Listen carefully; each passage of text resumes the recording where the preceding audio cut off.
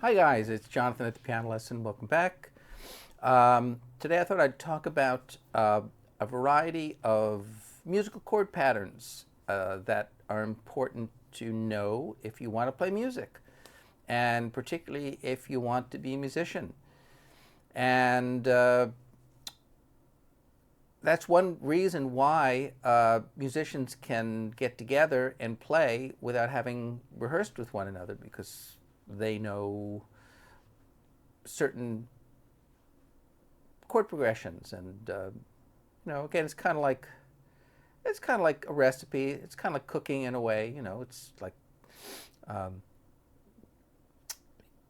you just sort of know what to put in the recipe, how to make cookies, how to make scrambled eggs. I don't know. So let's just get started here. Thank you for all your comments, by the way, last week. I appreciate that, and big shout out to good old Francesco out there, and keeping that positive energy flowing. Um, let's uh, uh, let's um, let's look at something. So, of course, the one pattern everyone's got to know. Who am I to say what everyone has to know? But the one pattern that everyone, in my estimation, I would strongly recommend that they know. Why am I writing a treble clef? I should really write a bass clef, shouldn't I? If I'm doing chords, or I don't know. Should I write a bass clef? I don't know. But C, E, G, right? The good old F, A, C, G, B, D, right? The good old 1, 4, 5, of course, right? If you don't know that, then you're going to have a hard time. And sometimes the 5 is, in fact, 5, 7 with an extra note. Remember this, that's an interval of a seventh. That's why it's called 5, 7, 5, because G is the fifth note in the key of C. So this is in the key of C right now, and there's no sharps or flats in the key signature. So, of course, that sounds like that, or in the register that I wrote, you're literally on the piano, right? And you'd want to know the scale, right? And you'd want to be able to skip notes in the scale until you can form chords, and that goes for every key. So G, oh, D, right? Going up a fifth A, going up a fifth E, going up a fifth B, going up a fifth F sharp or G flat. I should really tell you the chords, shouldn't I? Not just play them, right? So what we started with C, F, and G, and these are all major chords. G, G, C, D. 1, 2, 3, 4, 5, right? That's the fifth. Key of D, D, G, A. Key of A, D, E. Notice that what was formerly the 5 chord is now the 1 chord. E, A, B, right? B, E, F sharp. F sharp, B, C sharp, or G flat, C flat, D flat. That's one of the N harmonic keys, right? And then up a fifth, D flat or C sharp, D flat, G flat, A flat, or C sharp, F sharp, G sharp. That's 1, 4, 5. A fifth again, key of A flat, D flat, E flat. There's no key of G sharp major. Then key of E flat, E flat, A flat, B flat. There's no key of D sharp. So we're the fifth one, key of B flat, E flat, F. There's no key of A sharp major, and then F, 1 flat, F, B flat, C, right? So we went from 0 flats, 0 sharps and flats, 1 sharp, 2 sharps, 3 sharps, 4 sharps, 5 sharps, 6 sharps, 7 sharps. 7 sharps is the key of C sharp or D flat. D flat is 5 flats, but right. Then if I went down, F is 1 flat, B flat is 2 flats. I'll do it up here.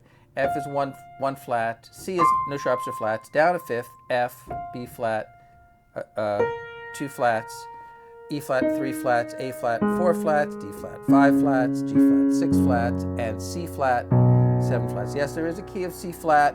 If you play harp, you will know that key. C flat, D flat, E flat, F flat, G flat, A flat, B flat. 7 flats. There's C has no sharps or flats. C sharp has 7 sharps. C flat has 7 flats. That's kind of how you remember it. The C's have all of them or none of them. Now, if you're just playing, you don't want to just play chords in root position. You want to use something called voice leading. So it's not just what chords you play right, but how you play it, right? So those same chords that you just saw up there, rather than playing F, A, C like that, I would use what we call the common tone, and I would take the 2 lower notes and I would play them in a register that was in the proximity of the other notes, and that would sound like this, right? So I would take these 2 lower notes and put them up here, right? And I would have a C chord. I would still have my F chord with C in the bass, and we call that voice leading, right? And a voice is a note. It's like a note in the chord, and to lead, kind of to guide them, to tell them what to do. So they're moving smoothly, right? We call that smooth voice leading. We're not jumping around. So we're using an economy of motion. We're not moving all around. And the G chord I would play there, G, B, D, right? G with B in the bass. And if I wanted to add the 7, I might do that. That would be G7 with B in the bass. It's first inversion 7 chord or first inversion triad. Either way, that kind of works. And that's sort of how it would look. So what songs use that chord pattern? Well, what songs don't use that chord pattern? A whole lot. I mean, classical music and the blues. Now, the blues, here we're talking about chord patterns, okay? So when a musician says blues, they mean 1, 4, 5 also, but what they mean is a little something more specific. They mean all of these chords are going to be dominant chords, and typically those chords are going to be spaced out in such a way as to take up 12 measures or 12 what we call bars, and they're going to be spaced out in a certain way over time, but typically in 4 counts in a measure. There's other kinds of blues, but instead of 1, 4, 5 like that, it's 1, 7, 4, 7, 5, 7, right? And again, voicing them, C7, F7, G7, right? So just being able to play those basic triads. That's key of C, key of G, G7, C7, D7, key of D, D7, G7, A7, key of A, A7, D7, E7, key of E, E7, A7, B7, key of B, B7, E7, F sharp 7. I mean, all of those you kind of have to know. And doing them, we'll go back to the triads, but doing them like this, close together, is very helpful. Or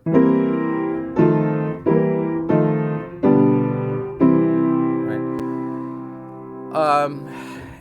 And then so we're looking at C, E, G, B flat, F, A, C, E flat, G, B, D, F, C7, F7, G7. Right. Those are our blues. That's the 1, 4, 5. Okay. And again, those would be called artificial chords, because there's no B flat in the key of C, and yet we're in the key of C.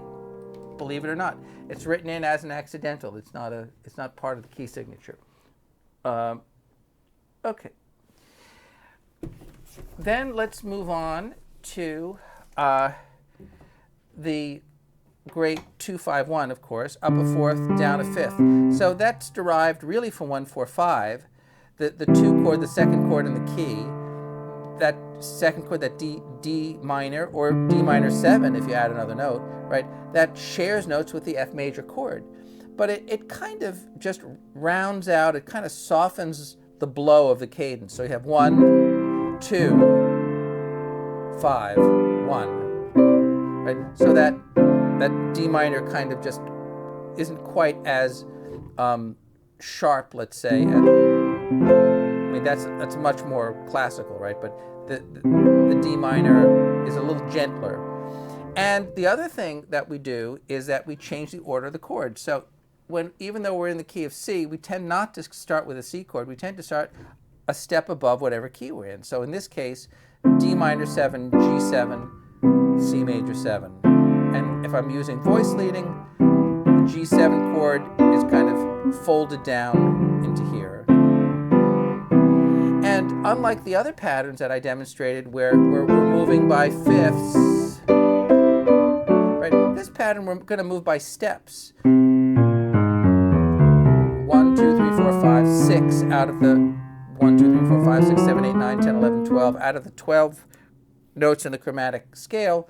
We're in the key of C, B flat,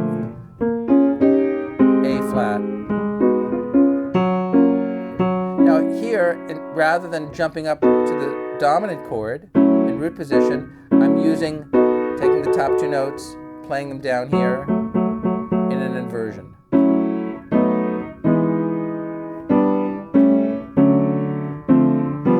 And that was the 2-5-1 in 1, 2, 3, 4, 5, 6 keys: C, B flat, A flat, G flat or F sharp, E, D, and back to C. We went through 6 keys, and then you go up another half step, and you do that pattern all over again. Key of D flat, key of B, key of A. I'm going to jump up because it's going to get too low down there. Key of G, key of F, key of E flat. So E flat minor 7, A flat 7, D flat major 7, C sharp minor 7. I changed to a sharp key. F sharp 7, B major 7, B minor 7, E7, A major 7, A minor 7, D7, G major 7, G minor 7, C7, F major 7, F minor 7, B flat 7, E flat major 7. If you notice, even though the letter names of the chords change, the quality of the chord, whether or not it's minor or major, that's a constant, right? The 2 chords always minor 7, the 5 chord is always dominant 7, and the 1 chord is always major 7. So again, kind of looking like this: D minor 7, D, F, A, C, right? Using voice leading, D, F, G, B.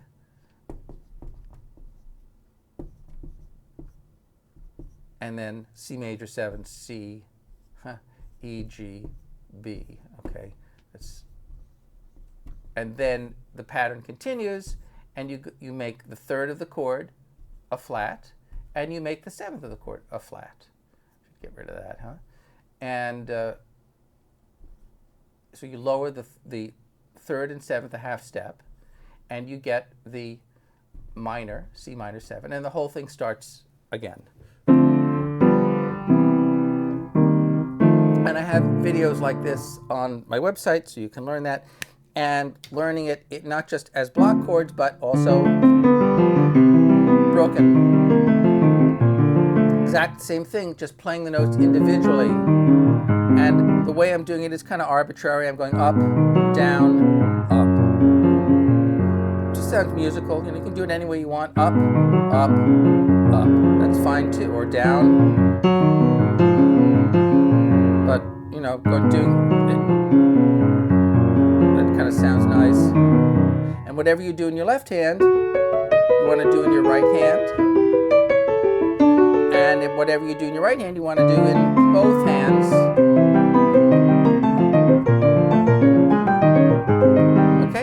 So that's our magical 2-5-1, and so many songs use that pattern just a lot, an awful lot, right?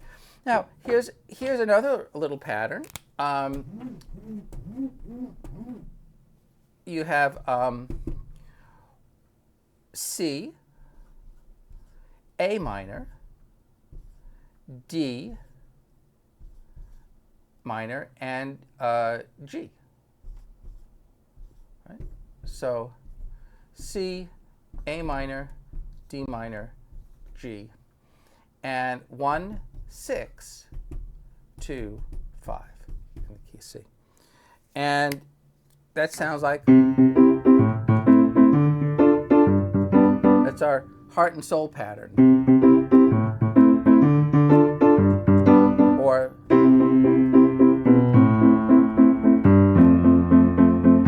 now I changed that slightly. I should have done this.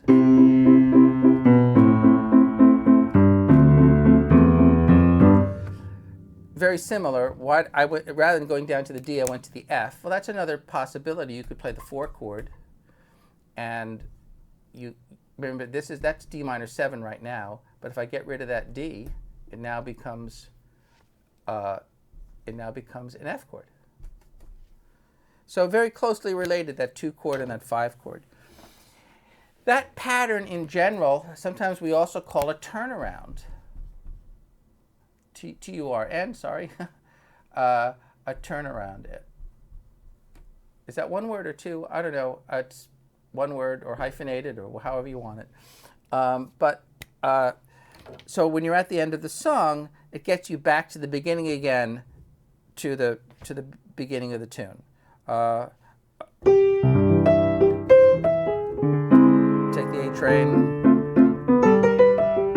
1, 6, 2, 5, and then back to the top again.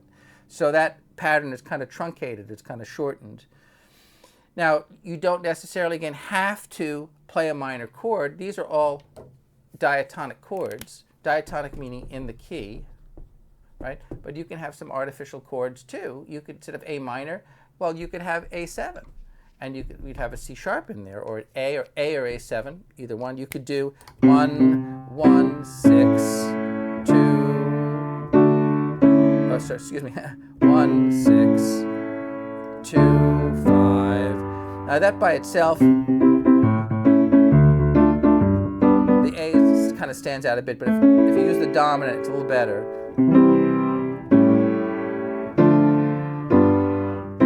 So the top 2 notes are common tones with the A7, and that works a little easier on the ears. D minor 7, G7, C major. So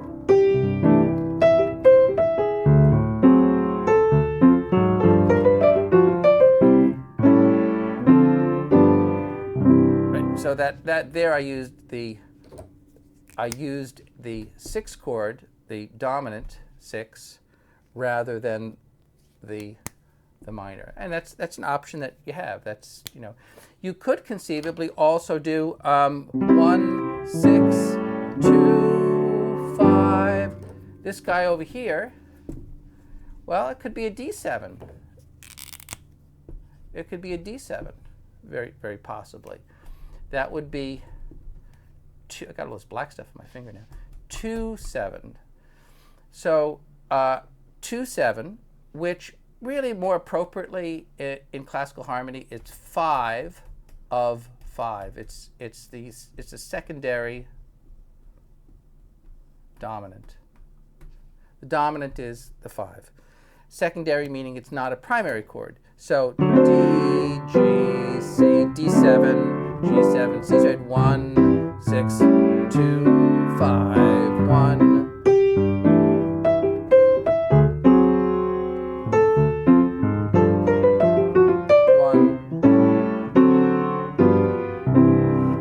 If the chords move fast enough, you're not going to be super picky. You know, your ear's not going to like mind changing certain notes. But it's nice to have some options. So, you know, you want to kind of keep the music sounding fresh, and that's another way to do it. Now, here's another way to do it, where maybe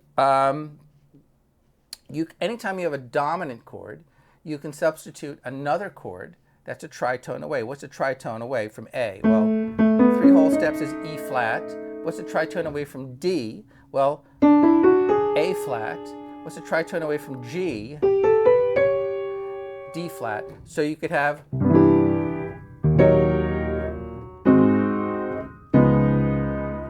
that's kind of a lot, but 1, let's say 6, A flat 7, G7. Now, so I wouldn't use all the choices, all the tritone substitutions. So the tritone substitutions, what we said for A flat, for A is E flat, for D is A flat, and for G is D flat. So D flat 7. So I wouldn't use all those, because then it starts to get like a bit disorienting. But 1, 6, 2, 5. What did I do there? 1, E flat 7, A flat 7, G7. You kind of move them around like little puzzle pieces, or 1, A7, A flat, G, right? Or A flat, D flat, C, 1, 6, 2, D flat. Yet it sounds a little better if you just choose one of those options, and it sounds, it's more effective really than just completely rewriting the harmony. But that's an option. So some of these chords, some of these chord patterns, they're seemingly simple, and they are simple. So I always say simple is not easy, and easy is not simple. People say, "Oh, it's easy." No, it's easy. Yeah, good luck, right? Because it's, how many easy books have you bought in your life? Oh, this is easy, and it's not so simple. So, but what did I say? Easy is not simple, and simple is not easy. Yes, that's what I said. So simple is not easy, meaning that it still takes work. You just, we're not computers, so it just takes some work to get used to it. But that you can. I'm throwing a lot of information at you right now, but with the idea that you can see the potential that exists. So if you learn your 1-4-5 pattern, well, you just add one more note, and you get, dominant patterns, and you have blues patterns. Or, you can eventually, rather than 1-4-5, or you can look, 1-2-5-1, or change the order of the chords, 2-5-1, or 1-6-2-5, right? Or using your tritone substitution, so you know that you have options, so C, A, D, D flat, C, rather than preceding the final chord C with G, which is so typical dominant tonic. Yeah, I'm talking a little fast today, aren't I? I hope I'm not going over your heads a bit, but what can I do now? Here's another thing.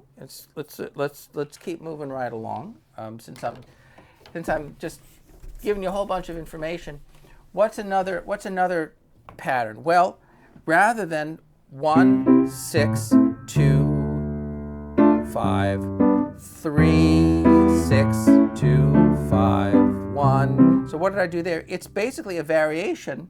It's a variation on the 1, 6, 2, 5. But what did I do differently? Well, 1, 6, I just write triads to make life easy. 2, 5, C, A minor,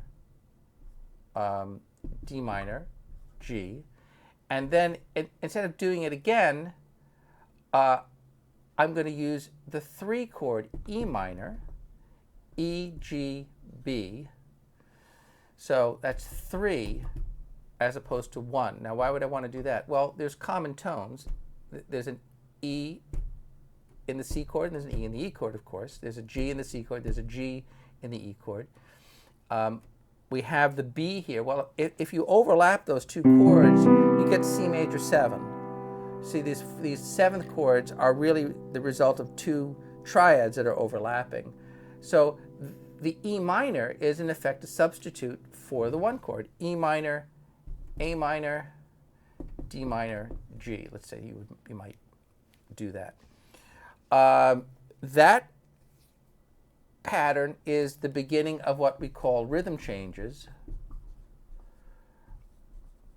They're called rhythm changes because of the song, the Gershwin song, I Got. And I don't think that's correct grammar, really, you know. But I have rhythm would just not sound very rhythmic. So, and typically the song's played in B flat.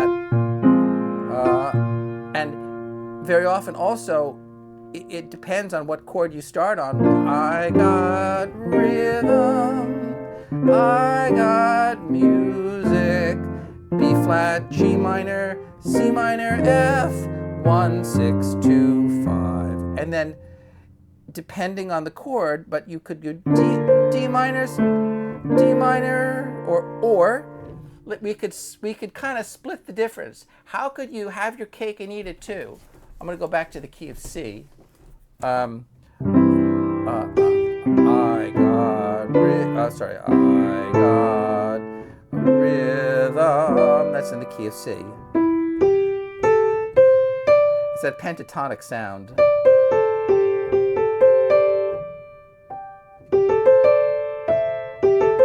That pentatonic sound. That's not quite pentatonic. That's pentatonic. You have a choice C or E minor, or you could play instead of that. Again, you could kind of split the difference and play an inversion. See, here's C, E, G. Here's E minor,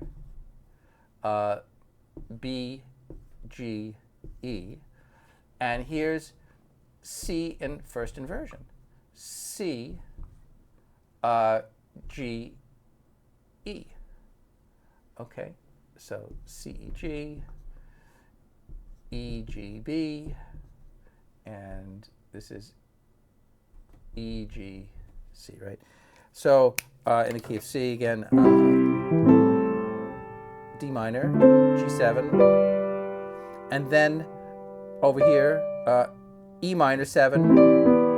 That works well because of the melody. You could add the C. 6, 2.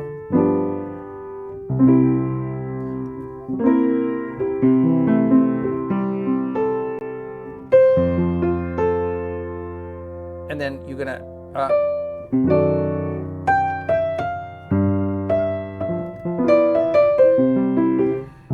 went to the 4 chord. It went from the key of C.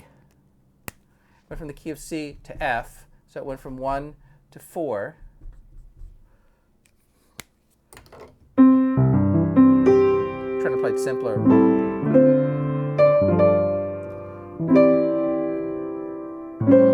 Now I could play A7 there instead of A minor. That's a kind of a 2-5.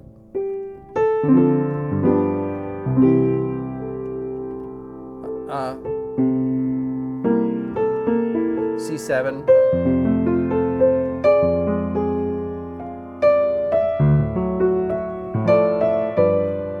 That's the beginning of I Got Rhythm. And I gotta go, but that was fun. I'll see you soon. This is Jonathan, the piano lesson. Bye-bye.